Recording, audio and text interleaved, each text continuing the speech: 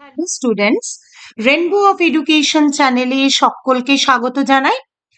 আজকে তোমাদের সাথে আমি আরো একটি সাজেশন শেয়ার করব এবং সেটি হলো ক্লাস 10-এর হিস্ট্রি সাজেশন।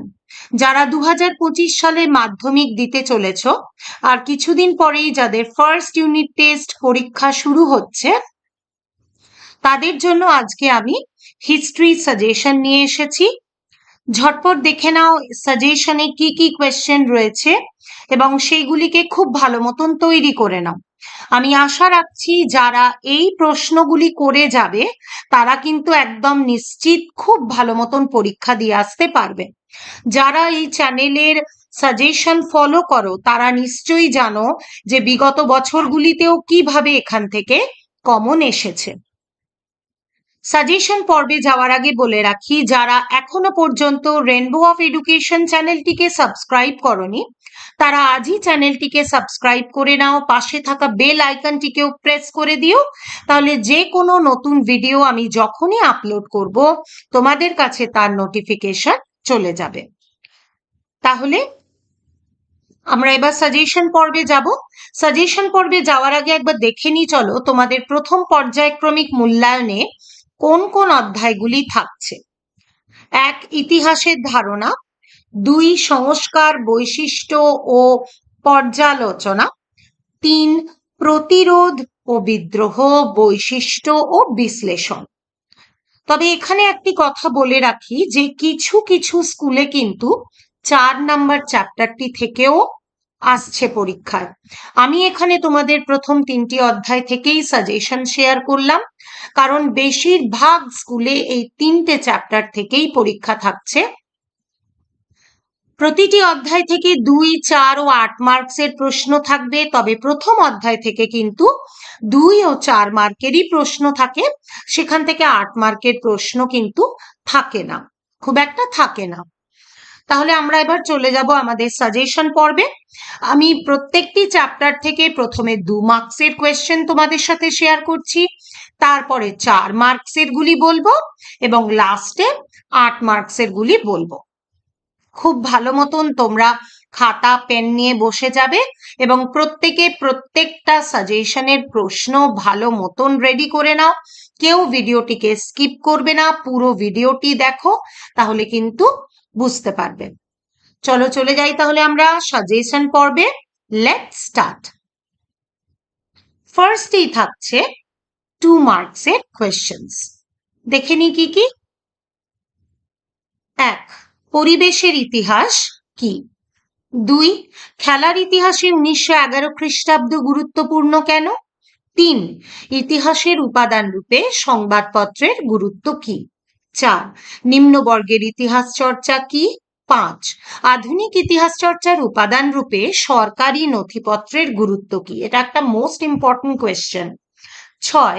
স্থানীয় ইতিহাস চর্চা বলতে কি বোঝো? 7. নতুন সামাজিক ইতিহাস চর্চা বলতে কি বোঝো? 8. আঞ্চলিক ইতিহাস চর্চা গুরুত্বপূর্ণ কেন? 9. ব্রিটিশ সরকার সোম প্রকাশ পত্রিকা বন্ধ করে দিতে চেয়েছিলেন কেন? 10. ইন্দিরা গান্ধীকে লেখা জওহরলাল নেহেরুর চিঠির গুরুত্ব কি? 11 নাম্বার, পোশাক পরিচ্ছদ থেকে আমরা কিভাবে ইতিহাসের কথা জানতে পারি? এখানে তোমাদের একটি কথা বলে রাখি, যে সমস্ত প্রশ্নগুলি আমি 2 মার্কসের হিসেবে দিয়েছি, 2 মার্কস হিসেবে যে প্রশ্নগুলি আমি তোমাদের সাথে শেয়ার করছি, সেগুলো কিন্তু তোমরা কিছু কিছু প্রশ্ন 4 মার্কস হিসেবেও পেতে পারো। সেই জন্য সেগুলিকে 4 মার্কস হিসেবেও কিন্তু তোমরা রেডি করে রাখবে, একবারে 4 মার্কস হিসেবেই করে রাখবে কিছু কিছু প্রশ্নের ক্ষেত্রে। তাহলে তোমাদের অসুবিধা হবে না, তোমরা 2 মার্কস হিসেবেও লিখতে পারবে, আবার 4 মার্কসেও কিন্তু লিখতে পারবে। বোঝা গেল নিশ্চয়ই কি বললাম আমি। এরপরে যাচ্ছি, পরের প্রশ্ন দেখো 12 নাম্বার, আত্মজীবনী ও স্মৃতি কথা বলতে কি বোঝো? 13. সংবাদপত্র ও সাময়িক পত্রের পার্থক্য লেখো। 14. আত্মজীবনী কিভাবে ইতিহাসের উপাদান হিসেবে ব্যবহৃত হতে পারে? 15. মেকলে মিনিট কি? 16. নববিধান কি? 17 নব্যবঙ্গ গোষ্ঠী কাদের বলে? 18 ব্রাহ্ম সমাজে দুটি সমাজ সংস্কারমূলক কাজ উল্লেখ করো। 19 পাশ্চাত্য শিক্ষা বিস্তারে ডেভিড হেয়ারের অবদান লেখো। 20তে দুটো টিকা রেখেছি দেখো, উডের ডেসপ্যাচ, বেদান্ত, নব্য বেদান্ত, তিনটি রয়েছে। 21 নাম্বার এশিয়াটিক সোসাইটির গুরুত্ব, এটা কিন্তু 4 মার্কস হিসেবেও তৈরি করে রাখবে, এটা একটা খুব ইম্পর্টেন্ট প্রশ্ন। 22 কবে কি উদ্দেশ্যে ক্যালকাটা স্কুল বুক সোসাইটি প্রতিষ্ঠিত হয়? 23 ভারতীয় ব্রাহ্ম সমাজ ভাগ হয়েছিল কেন?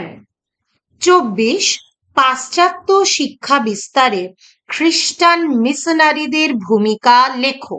এটা যেমন 2-এ করে রাখবে, সেরকম কিন্তু তোমরা 4 মার্কস হিসেবেও করে রাখবে। 25-এ কি আছে দেখে নি, শ্রীরামপুর ত্রয়ী কারা? 26 বিপ্লব বলতে কি বোঝায়?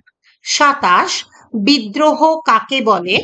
28 হুতুম প্যাঁচার নকশা গ্রন্থের গুরুত্ব লেখো। 29 প্রাচ্যবাদী ও পাশ্চাত্যবাদী কাদের বলা হয়?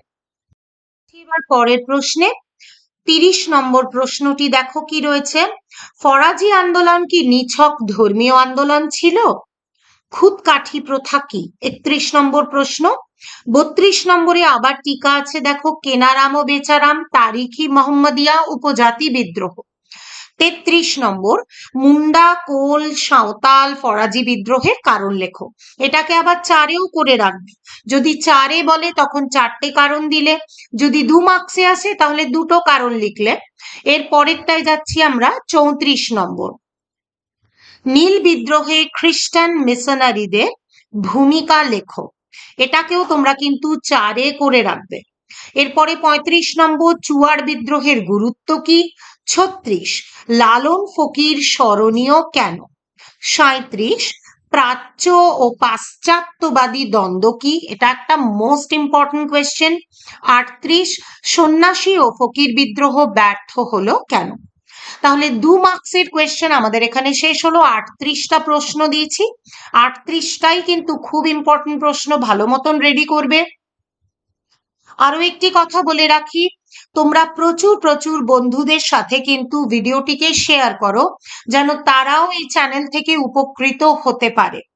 আজকের ভিডিওটি যদি তোমাদের মনে হয় এটি তোমাদের হেল্প করেছে, তাহলে অবশ্যই একটি লাইক করো, কারণ তোমরা লাইক করলে আমি আরো বেশি কিন্তু উৎসাহিত হতে পারবো। চলে যাব এবার আমরা পরের কোয়েশ্চেনে, অর্থাৎ এর পরে রয়েছে আমাদের 4 মার্কসের কোয়েশ্চেন, 4 মার্কসের কোয়েশ্চেন্স রয়েছে। কি কি রয়েছে চলো এবার দেখে নিই। 1 আধুনিক ভারতের ইতিহাসের উপাদান হিসেবে আত্মজীবনীমূলক রচনার গুরুত্ব আলোচনা করো। সেখানে তোমরা দুটো দিয়ে দেবে, জীবনের ঝরাপাতা আর জীবন স্মৃতি, এই দুটো দিয়ে দিলেই হবে। তারপরে 2 নম্বর আধুনিক ইতিহাস চর্চায় খেলার ইতিহাসের গুরুত্ব লেখো। 3 নতুন সামাজিক ইতিহাস চর্চা গুরুত্বপূর্ণ কেন? 4 আধুনিক ভারতের নারী ইতিহাস চর্চার গুরুত্ব বিশ্লেষণ করো। এটা কিন্তু একটা ভীষণ ইম্পর্টেন্ট প্রশ্ন।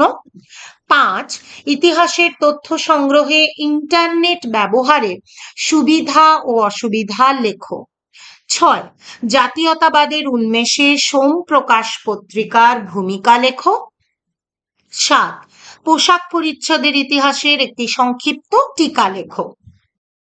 প্রশ্নটি দেখে নাও কি রয়েছে। 8 নম্বরে রয়েছে বঙ্গদর্শন পত্রিকা সম্পর্কে টিকা লেখো। 9 19 শতকে বাংলায় শিক্ষা বিস্তারে রাজা রামমোহন রায়ের ভূমিকা। এই প্রশ্নটি কিন্তু 8-এও আসতে পারে, সেজন্য এটাকে 8 মার্কস হিসেবেই তোমরা রেডি করে রাখবে। তাহলে যদি 4-এ আসে সেই 4-এর মতন করে লিখবে, এবং 8 মার্কসে যদি আসে তাহলে সম্পূর্ণটাই লিখতে হবে 8 মার্কস হিসেবে। 10 নীলকর সাহেবদের অত্যাচারের বিরুদ্ধে হিন্দু পেট্রিয়ট পত্রিকার ভূমিকা আলোচনা করো। 11 পাশ্চাত্য শিক্ষা বিস্তারে ডেভিড হেয়ারের অবদান, এটা একটা মোস্ট ইম্পর্টেন্ট কোয়েশ্চেন। 12 টিকা লিখবে। টিকা লেখতে কি রয়েছে দেখো, শ্রী রামকৃষ্ণের ধর্ম সমন্বয়, উডের ডেসপ্যাচ। 13 আধুনিক চিকিৎসা বিদ্যার চর্চায় কলকাতা মেডিকেল কলেজের ভূমিকা, এটাকেও বড় প্রশ্নের জন্য রেডি করে রাখবে 8 মার্কসের জন্য। 14 19 শতকের প্রাচ্য ও পাশ্চাত্য শিক্ষা বিষয়ক দ্বন্দ্ব সম্পর্কে লেখো। 15 সতীদাহ প্রথা বিরোধী আন্দোলনের স্বরূপ লেখো বা স্বরূপ আলোচনা করো। প্রত্যেকটি প্রশ্নকে খুব ভালো মতন তোমরা রেডি করো। এরপরে যাচ্ছি আমরা 16 নাম্বার প্রশ্নে, নীল বিদ্রোহের কারণগুলি লেখো। এটা দেখবে আমি 8এও দিয়েছি, 8 নাম্বারেও আছে, 4এও আছে। নিজেদের মতন বুদ্ধি করে কিন্তু 4 মার্কসের জন্য যতটুকু প্রয়োজন লিখবে, 8 মার্কসের জন্য যতটুকু প্রয়োজন সমস্তটা দিয়ে সমস্ত পয়েন্ট করে লিখতে হবে। ইতিহাসের প্রতিটি প্রশ্ন কিন্তু তোমরা যদি একটু পয়েন্ট দিয়ে লেখো তাহলে কিন্তু সেক্ষেত্রে নাম্বার বেশি পাওয়া যাবে। খুব সুন্দরভাবে গুছিয়ে যদি পয়েন্ট আকারে উত্তরগুলিকে লিখতে পারো তাহলে যে পরীক্ষা তোমাদের খাতা দেখবেন, যিনি তোমাদের খাতা দেখবেন তোমাদের শিক্ষকেরা, তাদের কিন্তু বেশ ভালো লাগবে। চলে যাচ্ছি আমরা পরের প্রশ্নে 17 নাম্বার, চুয়ার বিদ্রোহ সংগঠিত হওয়ার পিছনে কি কি কারণ ছিল। 18 সন্ন্যাসী বিদ্রোহ ফকির বিদ্রোহের চরিত্রগুলি লেখো। আবার টিকাতে রেখেছি দেখো মুন্ডা বিদ্রোহ, কোল বিদ্রোহ, ফরাজি আন্দোলন। মানে বিদ্রোহ চ্যাপ্টারটা থেকে কিন্তু প্রচুর প্রশ্ন আছে, খুব ভালো মতন কিন্তু এই চ্যাপ্টারটাকে করতে হবে তোমাদের। 20 নাম্বারে রয়েছে দেখো তারিখি মোহাম্মদিয়ার মূল ভাবধারা কি ছিল এবং তা কিভাবে জাতীয়তা বোধের উদ্ভব ঘটায়। এই প্রশ্নগুলিকে খুব ভালো মতন তোমরা কিন্তু রেডি করো। এবারে আমরা চলে যাচ্ছি 8 মার্কসের কোয়েশ্চেনে। দেখে নাও 8 মার্কসের কি কি কোয়েশ্চেন রয়েছে। 1 পাশ্চাত্য শিক্ষা বিস্তারে খ্রিস্টান মিশনারিদের ভূমিকা। 2 19 শতকের বাংলায় ইয়াং বেঙ্গল ও নব্যবঙ্গদের অবদান আলোচনা করো। 3 ব্রাহ্ম সমাজের বিভাজন কিভাবে ঘটে। 4 শিক্ষা বিস্তারে প্রাচ্য পাশ্চাত্য দ্বন্দ্ব কি। 5 ফরাজি সাঁওতাল কোল নীল বিদ্রোহের কারণ ও ফলাফল আলোচনা করো। প্রত্যেকটা কিন্তু বিদ্রোহ খুব ভালো মতন রেডি করবে সবাই, সুন্দর করে পয়েন্ট দিয়ে কারণ ফলাফল গুরুত্ব সহকারে লিখবে। মহাবিদ্রোহের চরিত্র প্রকৃতি আলোচনা করো। 6 নম্বর 7 তিতুমিরের নেতৃত্বে বাংলার ওয়াহাবি আন্দোলন সম্পর্কে লেখো। 8 কি উদ্দেশ্যে সরকার ঔপনিবেশিক অরণ্য আইন প্রণয়ন করেন। সাজেশন পর্ব এখানে শেষ হলো। তোমাদের সকলকে বলে রাখি যারা এই চ্যানেলের সাথে যুক্ত আগের থেকে ছিলে, যারা নতুন হচ্ছ প্রত্যেককে বলছি যদি কারোর কোনো প্রশ্নে সমস্যা থেকে থাকে তারা আমাকে কমেন্ট সেকশনে জানাতে পারো, আমি সেই উত্তরটি তোমাদের সাথে অবশ্যই আরেকটি ভিডিওতে শেয়ার করব। কারোর কোনো প্রশ্নে সমস্যা থাকলে নির্দ্বিধায় তোমরা আমাকে জানাতে পারো। আজকের ভিডিওটি যদি ভালো লাগে একটি লাইক অবশ্যই করো, বন্ধুদের মাঝে প্রচুর প্রচুর শেয়ার করো। চ্যানেলটিকে যারা আজ নতুন ভিজিট করলে তাদের কাছে রিকোয়েস্ট করছি চ্যানেলটিকে আজই সাবস্ক্রাইব করে নাও। দেখা হচ্ছে তোমাদের সাথে আবার পরবর্তী ভিডিওয়ে। চ্যানেলে চোখ রাখো। Thanks for watching.